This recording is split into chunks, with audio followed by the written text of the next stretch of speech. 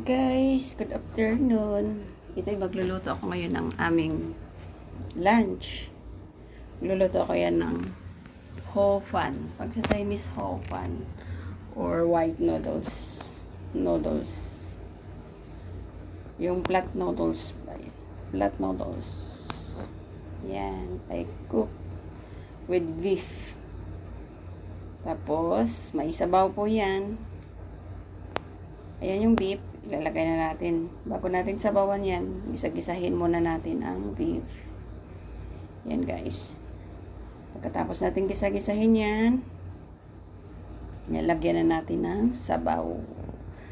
Kasi maulanin ang panahon ngayon. Yan yung aming lunch lang. Simple kasi. Dalawa lang kami ni alaga ko ngayon. Tsaka yung baby. Ayan. Stir fry natin muna. Lagyan ng sabaw. Tapos lagyan natin ng I cook flat noodles and beef. Or hao fan. Hao fan sa Chinese. I don't know. Odong ba? Ayan.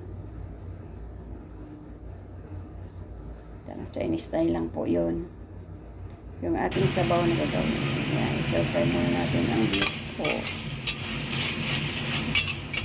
And guys, pagkatapos namin kumain, kami mag-iikot daw sa mall at maghanap daw ng laruan ng kanyang baby kahit may lagnat.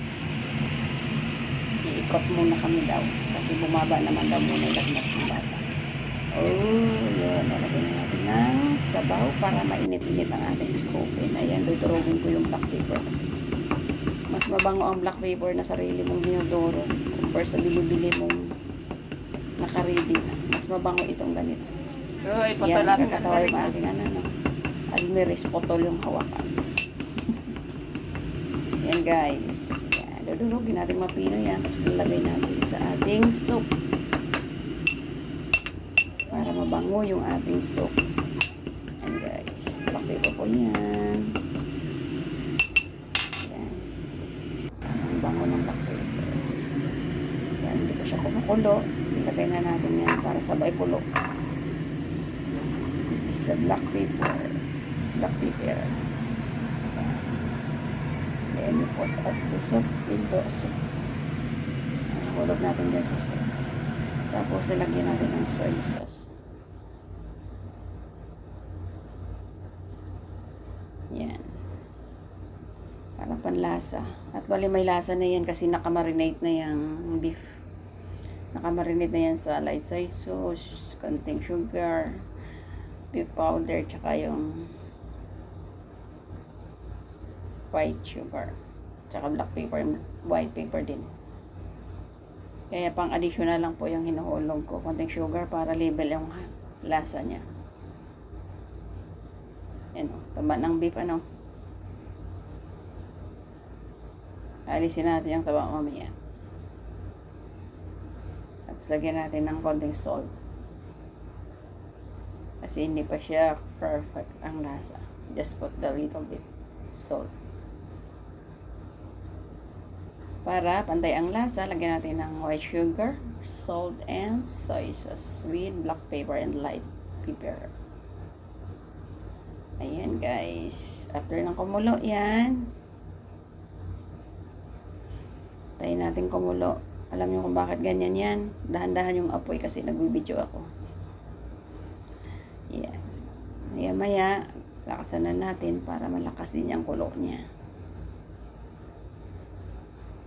Kaluto na rin yung beef eh. Mas maganda yung beef na hindi siya overcook para hindi siya titigas. Kaya natin ng white pepper muna kasi parang kulang yung lasa. Yan, ihulog natin ang white pepper. Yan. Mumurahin lang yan.